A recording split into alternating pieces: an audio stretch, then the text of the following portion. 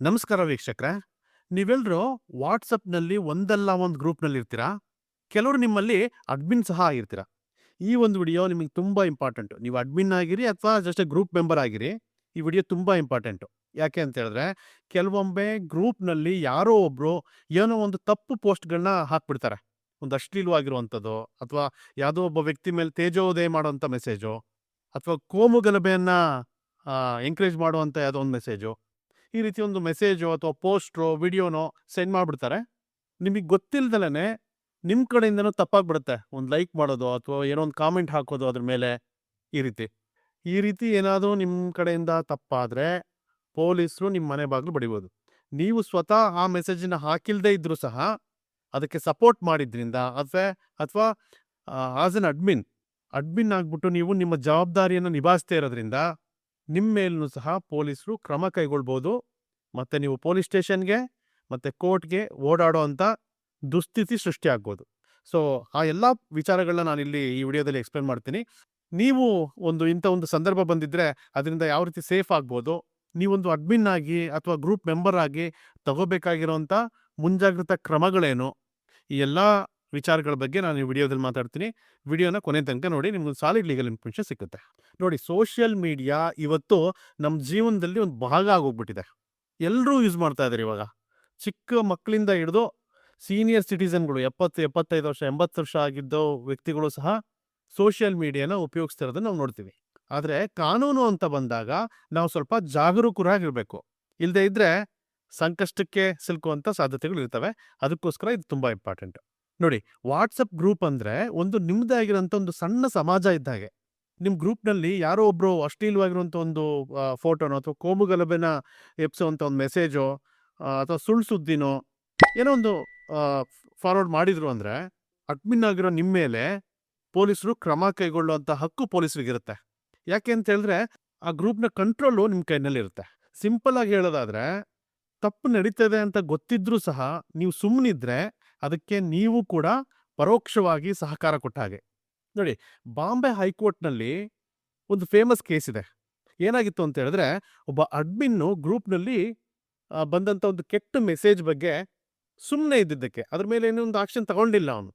Being N admin, ಅವನ ಮೇಲೆ ಒಂದು ಕೇಸ್ ಆಗುತ್ತೆ. ಆದರೆ ಕೊನೆಗೆ ಕೋರ್ಟ್ ಏನು ಹೇಳುತ್ತೆ ಅಂತಂದ್ರೆ, ಅಡ್ಮಿನ್ ಅಂದ್ರೆ ಪ್ರತಿ ಮೆಸೇಜನ್ನು ಸಹ ಸೆನ್ಸಾರ್ ಮಾಡಕ್ಕೆ ಆಗೋದಿಲ್ಲ. ಅಂದ್ರೆ ಮೆಸೇಜನ್ನು ಮುಂಚಿತವಾಗ್ಲೇ ನೀವು ಸ್ಟಾಪ್ ಮಾಡಕ್ಕಾಗಲ್ಲ. ಯಾಕೆ ಅಂತ ಹೇಳಿದ್ರೆ, ಬೇರೆ ರೀತಿ ಮೈಂಡ್‌ಸೆಟ್ ಪೀಪಲ್‌ಗಳಿರ್ತಾರೆ. ಅವರು ಮೆಸೇಜ್ ಮಾಡ್ತಾ ಇರ್ತಾರೆ. ಅದನ್ನ ನೀವು ಸ್ಕ್ರೂಟಿನೈಸ್ ಮಾಡ್ಬಿಟ್ಟು ಪೋಸ್ಟ್ ಮಾಡುವಂಥ ಸಾಧ್ಯತೆಗಳು ಇರೋದಿಲ್ಲ ಅಂತ ಒಂದು ಅಭಿಪ್ರಾಯ ಪಡುತ್ತೆ. ಆದರೆ ಇನ್ನೊಂದು ಮುಖ್ಯವಾಗಿರುವಂಥ ವಿಚಾರ ಏನು ಹೇಳುತ್ತೆ ಅಂತ ಹೇಳಿದ್ರೆ, ಒಂದು ವೇಳೆ ಒಂದು ತಪ್ಪು ಮೆಸೇಜ್ ಬಂತು ಅಂತ ಹೇಳಿದ್ರೆ ವಾಟ್ಸಪ್ ಗ್ರೂಪ್‌ನಲ್ಲಿ, ನೀವು ಅದನ್ನ ಡಿಲೀಟ್ ಮಾಡದೆ ಅಥವಾ ಡಿಲೀಟ್ ಮಾಡಿಸದೆ ಆ ವ್ಯಕ್ತಿಗೆ ಎಚ್ಚರಿಕೆ ಕೊಡದಲನೆ ಮತ್ತೆ ಆ ವ್ಯಕ್ತಿನ ಗ್ರೂಪಿಂದ ತೆಗೆದು ಹಾಕ್ದಲನೆ ನಿಮಗೆ ವಿಷಯ ಗೊತ್ತಿದ್ರೂ ಸಹ ಅದ್ರ ಮೇಲೆ ಯಾವುದೇ ರೀತಿಯಾಗಿರೋಂಥ ಆಕ್ಷನ್ ತಗೊಳ್ದಲೆ ಸುಮ್ಮನೆ ಇದ್ರೆ ನೀವು ಕಾನೂನಿನ ಕಣ್ಣಲ್ಲಿ ತಪ್ಪು ಮಾಡ್ತಾ ಇದ್ದೀರಿ ಅಂತ ಹೇಳಿ ಅರ್ಥ. ಸಿಂಪಲ್ ಆಗಿ ಹೇಳೋದಾದ್ರೆ, ಅಂತ ಒಂದು ಮೆಸೇಜ್ ಬಂತಾ ಅಥವಾ ಅಂತ ಒಂದು ವಿಡಿಯೋನೋ ಮತ್ತೊಂದು ಇಮೇಜೋ ಬಂತು ಅಂದಿದ ತಕ್ಷಣ ಡಿಲೀಟ್ ಮಾಡಿಸ್ಬೇಕು. ಆ ವ್ಯಕ್ತಿನ ತಕ್ಷಣ ಹೊರಗೆ ಹಾಕಬೇಕು. ಅವನಿಗೊಂದು ವಾರ್ನ್ ಮಾಡಬೇಕು. ಮತ್ತು ಇಡೀ ಗ್ರೂಪ್ ಮೆಂಬರ್ಗಳಿಗೆ ಒಂದು ಎಚ್ಚರಿಕೆಯಾಗಿರುವಂಥ ಒಂದು ಮೆಸೇಜ್ ಕಳಿಸ್ಬೇಕು. ಇದು ನೀವು ಅಡ್ಮಿನ್ ಆಗಿ ಮಾಡಬೇಕಾಗಿರುವಂಥ ಮೊದಲನೇ ಕೆಲಸ. ಇಂಥ ಒಂದು ಮೆಸೇಜ್ಗಳು ಅಥವಾ ಇಂಥ ಒಂದು ವಿಡಿಯೋಗಳು ಗ್ರೂಪ್‌ನಲ್ಲಿ ಬಂದರೆ. ಹಾಗಾಗಿ ನೀವು ಗ್ರೂಪ್ ಅಡ್ಮಿನ್ ಆಗಿ ಮಾಡಬೇಕಾಗಿರುವಂಥ ಒಂದು ಇಂಪಾರ್ಟೆಂಟ್ ವಿಚಾರ ಏನು ಅಂತ ಹೇಳಿದ್ರೆ, ನೋಡಿ, ಅದು ಗ್ರೂಪ್ ಮೇಲೆ ಡಿಪೆಂಡು. ಯಾವ ರೀತಿ ಗ್ರೂಪ್ ಅದು ಅನ್ನೋದನ್ನು ಫಸ್ಟು ನೀವು ಅರ್ಥ ಮಾಡ್ಕೋಬೇಕು. ಏನಾದರೂ ಒಂದು ರಿಲಿಜಿಯಸ್‌ಗೆ ಸಂಬಂಧಪಟ್ಟಿರುವಂಥ ಗ್ರೂಪ್ ಆಗಿದ್ರೆ, ಆಮೇಲೆ ಆ ಏರಿಯಾದಲ್ಲಿ ನಿಮ್ಮ ಏರಿಯಾದಲ್ಲಿ ಏನಾದರೂ ಒಂದು ರಿಲಿಜಿಯನ್‌ಗೆ ಸಂಬಂಧಪಟ್ಟಂಥ ಒಂದು ಗಲಭೆ ಆಗ್ತಾ ಇದೆ ಅಂತ ಹೇಳಿದ್ರೆ, ಸಾಮಾನ್ಯವಾಗಿ ಒಬ್ಬ ಅಲ್ಲ ಮತ್ತೊಬ್ಬ ಬೇರೆಯವ್ರಿಗೆ ಪ್ರೊವೋಕ್ ಮಾಡುವಂಥ ಮೆಸೇಜ್ ಹಾಕೇ ಹಾಕ್ತಾನೆ. You cannot control it. ನೀವು ಕಂಟ್ರೋಲ್ ಮಾಡೋಕ್ಕಾಗಲ್ಲ. ಇಬ್ಬರನ್ನ ಕಂಟ್ರೋಲ್ ಮಾಡ್ಬೋದು. ಒಂದು 500 ಜನ ನಿಮ್ಮ ಗ್ರೂಪಲ್ಲಿ ಇದ್ರು ಅಂತ ಹೇಳಿದ್ರೆ, ಒಬ್ಬೊಬ್ಬರ ಮೆಂಟಾಲಿಟಿ ಒಂದೊಂದು ಸಂದರ್ಭದಲ್ಲಿ ಒಂದೊಂದು ಥರ ಓಡ್ತಾ ಇರುತ್ತೆ. ಅವ್ರು ಯಾರನ್ನೂ ನೀವು ಕಂಟ್ರೋಲ್ ಮಾಡೋಕ್ಕಾಗಲ್ಲ. ಆದರೆ ನೀವೇನು ಮಾಡ್ಬೋದು ಅಂತ ಹೇಳಿದ್ರೆ, ಒಂದು ಡಿಸ್ಕ್ಲೈಮರ್ ಹಾಕಬೇಕು.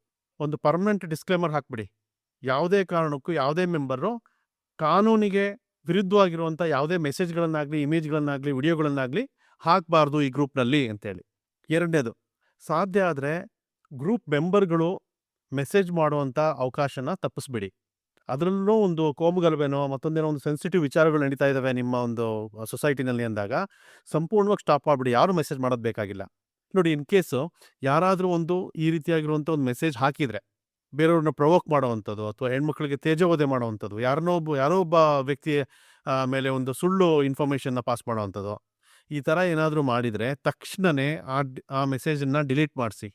ಮತ್ತು ಆ ವ್ಯಕ್ತಿಯನ್ನು ತಕ್ಷಣ ಗ್ರೂಪಿಂದ ಹೊರಗಾಕಿ. ಅದು ತೀರಾ ಪ್ರಚೋದನಕಾರಿಯಾಗಿತ್ತು ಅಥವಾ ಏನೋ ಒಂದು ಟೆರರಿಸಮ್ ಆಕ್ಟಿವಿಟಿ ಥರದ್ದೇನೋ ಒಂದು ಮೆಸೇಜ್ ಇತ್ತು ಅಥವಾ ನೆಕ್ಸ್ಟ್‌ಲೈಟ್‌ಗೆ ಕನೆಕ್ಟ್ ಆಗಿರುವಂಥ ಏನೋ ಒಂದು ಮೆಸೇಜ್ ಇತ್ತು ಅಂತ ಹೇಳಿದ್ರೆ, ತಕ್ಷಣ ನೀವೇನು ಮಾಡಬೇಕು ಅಂತ ಹೇಳಿದ್ರೆ, ನಿಮ್ಮ ಸಂಬಂಧಪಟ್ಟಂಥ ಪೊಲೀಸ್ ಸ್ಟೇಷನ್‌ಗೆ ಹೋಗಿ ಕಂಪ್ಲೇಂಟ್ ಹಾಕ್ಬಿಡೋದು. ಇದು ನಿಮ್ಮನ್ನ ಫಸ್ಟ್ ಆಫ್ ಆಲ್ ನೀವು ಅವ್ರ ಮೇಲೆ ಏನು ಕ್ರಮ ಕೈಗೊಳ್ಳುತ್ತೆ ಅನ್ನೋದು ಸೆಕೆಂಡ್ರಿ. ನಿಮ್ಮನ್ನ ನೀವು ಪ್ರೊಟೆಕ್ಟ್ ಮಾಡ್ಕೋಬೋದು. ನೀವು ಇಮಿಡಿಯೇಟಾಗಿ ಹೋಗ್ಬಿಟ್ಟು ಒಂದು ಕಂಪ್ಲೇಂಟ್ ಹಾಕಿದ್ರೆ. ನೋಡಿ, ಎಲ್ಲ ವಾಟ್ಸಪ್ ಗ್ರೂಪ್‌ಗಳು ಈ ರೀತಿ ಏನು ಇರೋದಿಲ್ಲ. ಯಾವುದಿರುತ್ತೋ ಅದಕ್ಕೆ ಹೇಳ್ತಾ ಇರೋದು ನಾನು. ಯಾಕೆಂದರೆ ಈ ಥರದ ಪ್ರಕರಣಗಳನ್ನ ತುಂಬ ನೋಡ್ತಾ ಇರ್ತೀನಿ. So you have to be very very careful. ನಿಮ್ಮ ಒಂದು ಸಣ್ಣ ಜವಾಬ್ದಾರಿ ನಿಮ್ಮನ್ನ ದೊಡ್ಡ ಕಾನೂನು ಸಂಕಷ್ಟದಿಂದ ಪಾರು ಮಾಡುತ್ತೆ. ಹಾಗಾಗಿ you have to be very very careful. ಇಷ್ಟು ಹೇಳಿ ನಾನು ವಿಡಿಯೋ ಮುಗಿಸ್ತಾ ಇದ್ದೀನಿ. Thank you so much.